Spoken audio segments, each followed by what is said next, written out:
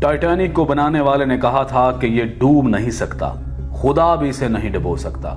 फिर ऐसा हुआ कि पहले ही समुद्री सफर के दौरान वो ऐसा डूबा कि आज तक निशाने इबरत है और उसको देखने वाले जो भी जाते हैं वो भी बड़ी मुश्किल से बच पाते हैं। आज से ठीक 111 साल कबल टाइटैनिक एक अंधेरी रात में एक बर्फानी तोदे यानी आइसबर्ग से टकरा गया था।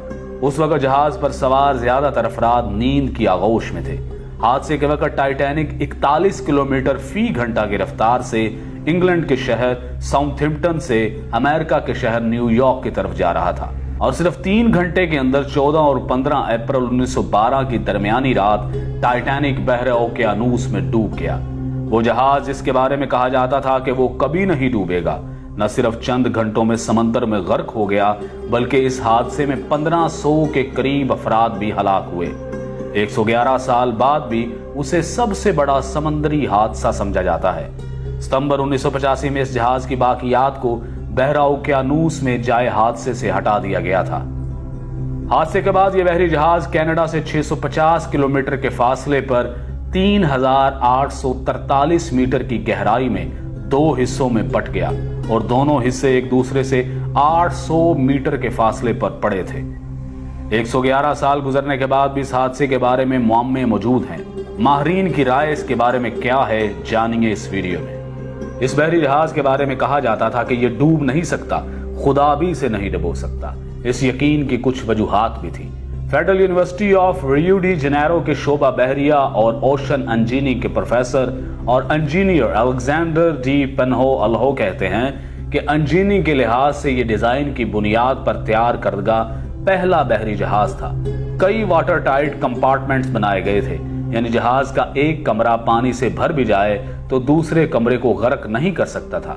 वो बताते हैं कि इस जहाज की तैयारी के दौरान कुछ मुश्किलात पेश आई थी, जैसा कि जहाज की ऊंचाई कितनी रखी जाएगी ताकि बिजली की तारें और पानी के पाइप ठीक से काम कर सके। इस पर बहुत सोच विचार की गई थी।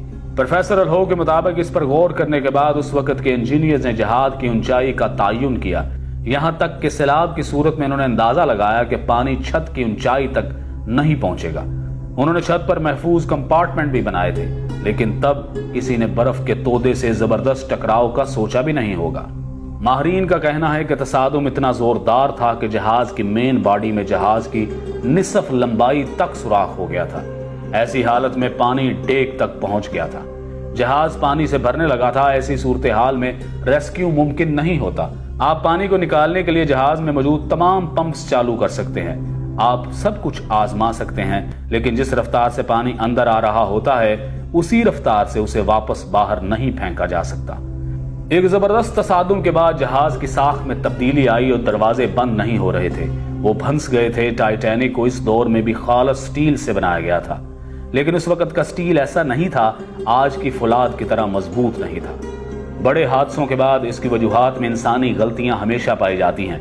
माहिरीन के मुताबिक आइसबर्ग से भरे खित्तों से गुजरने में मुश्किलात के बावजूद इस पर सफर को तेजी से मुकम्मल करने का शदीद दबाव था। दरअसल ये दबाव ब्लू बैंड हासिल करने के लिए था। 1839 में शुरू होने वाला ये एजाज बहरा ओकेयानूस को अबूर करने वाले तेज तरीन जहाज को दिया जाता था। टाइटैनिक को इस एजाज का सबसे मजबूत दावेदार समझा जाता था।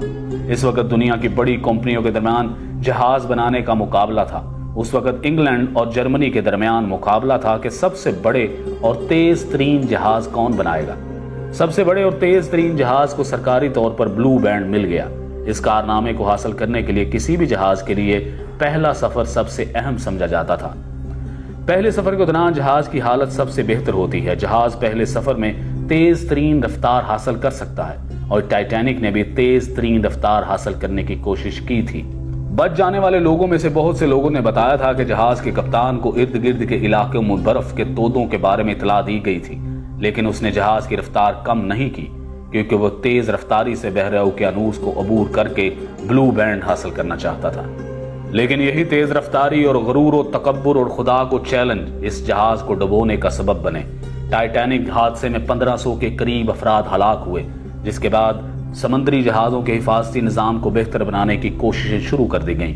इस हादसे के बाद समंदरी जहाजों की हिफाजत के लिए रडार जैसे आलात की तैयारी शुरू की गई। टाइटैनिक के हादसे में बहुत से लोग इसलिए मारे गए कि उनके पास लाइफ बोट्स नहीं थी। اور ٹائٹینک میں لائف بوٹس اس لیے بھی کم تھیں کیونکہ ان کا دعویٰ تھا کہ یہ جہاز کبھی نہیں ڈوب سکتا۔ اس یقین کی وجہ سے جہاز میں صرف آدھی لائف بوٹس رکھی گئی تھی۔ یہ حادثہ سمندری جہازوں کی حفاظت کے حوالے سے ایک اہم سنگ میل ثابت ہوا۔ سمندری جہازوں کی حفاظت کے لیے ادارہ جاتی فریم ورک بنایا گیا۔ تعمیر کے دوران حفاظتی پیرامیٹرز کا خیال رکھا گیا۔ اسے مسلسل بہتر بنانے کے منصوبے پر کام کیا گیا۔ آج کے دور میں ریڈار برف کے تودوں کو بہت پہلے پتہ لگا لیتے ہیں۔